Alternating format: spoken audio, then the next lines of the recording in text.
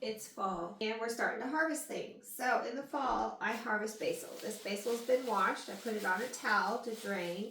So basically you can see, you can just take your leaves off. You need 4 cups of fresh basil packed into a cup here to make 1 batch.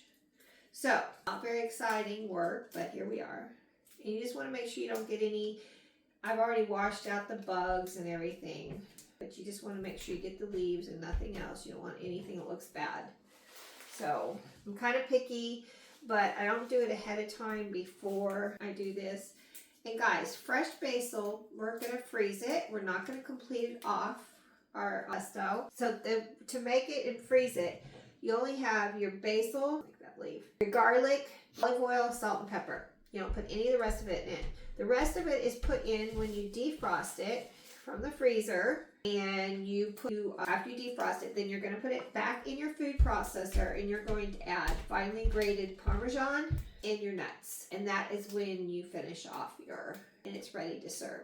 Let me tell you guys, when you do that, it's like eating fresh basil pesto that you just made. You can't even tell that it's been frozen. It's absolutely delightful. I've been doing this for years, and it's a great way to use your basil plants at the end of the season. Especially since they're not real pretty. You can see they look kind of crappy at the end of the season because there's been birds and bugs that have taken bites out of the leaves. They never look perfect like when you buy it in the grocery store. Guys, when you grow basil, it never looks just perfect. It's just not the way it is. So I raised this. Sorry guys for sounding like Daffy Duck. But it's starting to be fall here, and I am severely allergic to fall and winter for some reason. And I say I don't know why. I know why. I'm allergic to molds and wolves and all the things that come with fall and winter. So here we are. It's fine. I just sound like Daffy Duck, and sometimes I have a nose that looks like Rudolph the Red-Nosed Reindeer. So pack it in. We got about 2 cups in there. So this will probably make, I don't know, probably around 8 cups of leaves. But we'll do the 4 for the video, and then you can do as many times over and over. Sometimes I use my small food processor. Works just as well. I like to use this little guy. He also works to make pesto when I'm making it to serve. Now, I will say I break it up into smaller sections so that I don't need 8 cups of pesto at one time. Nobody does. Guys, that's a lot. So, well, I don't know. If you're having a party, you might. But for the most part, I don't. I freeze it into smaller portions. So, we are going to get this done here. Do not want any little flower parts that you've picked off the flowers in your pesto. That is not going to taste good. So, don't do that. Also, if you notice some of my pesto leaves kind of brown streaks on them, that's from soaking in the water when I just pushed them down into a big container of water, and so it bruised them. That's not going to hurt the flavor of your pesto if they're bruised from washing. I was abusive to them, I guess. But I like to put them down in a big thing of water and let them soak for about an hour, and that's what I did with these, just to make sure that anything that's crawling on them drowns. I know, that sounded really morbid, didn't it?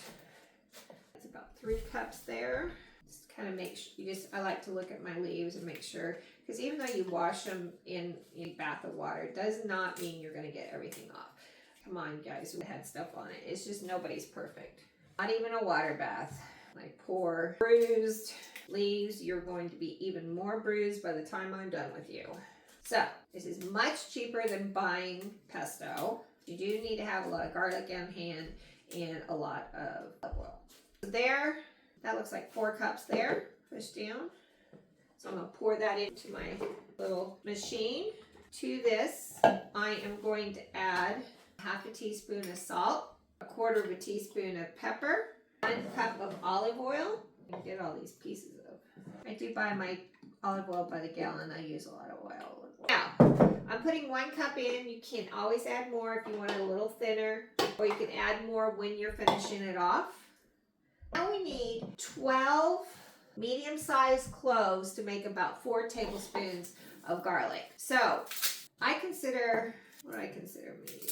So I probably would do these and consider that 4 because there's 2 fairly large ones and 1 small one. So that's my 4. That's 1 table. Let's see. I like to do the bigger ones because they're easier to peel, guys. I'm going to be honest with you. So let's see here. How many do we have here? We have 3, 6. I'm not going to use the smaller pieces of garlic. I'll keep those for something else. 1, 2, 3, 4, 5, 6, 7, 8, 9, 10. I have 10 here.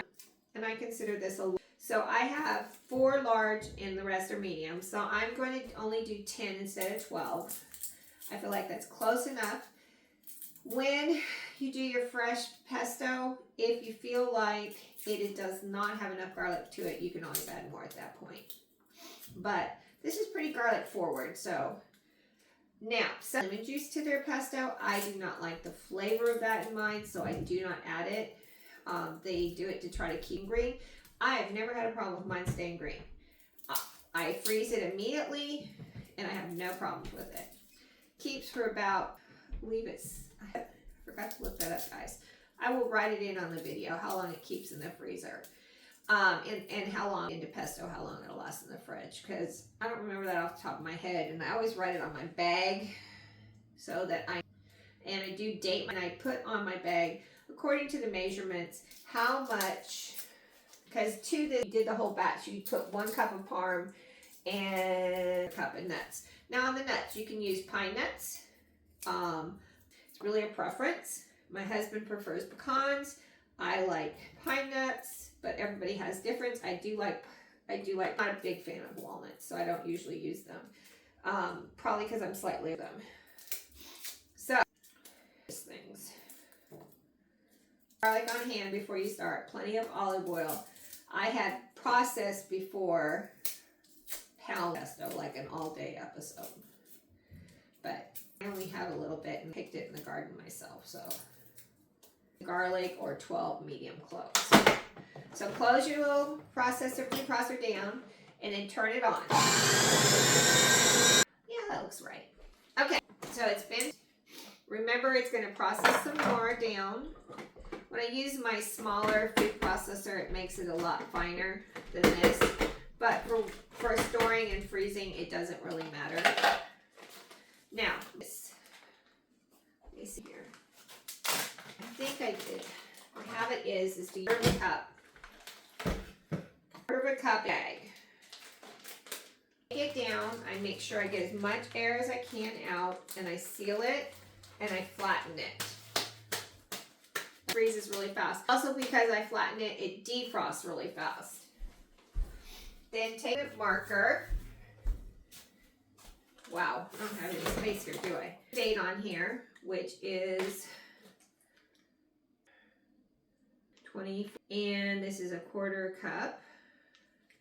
So then I make sure how many 1/4 cups, and then I divide that into my cup of Parmesan, so I know how much to add and do to make frozen pesto.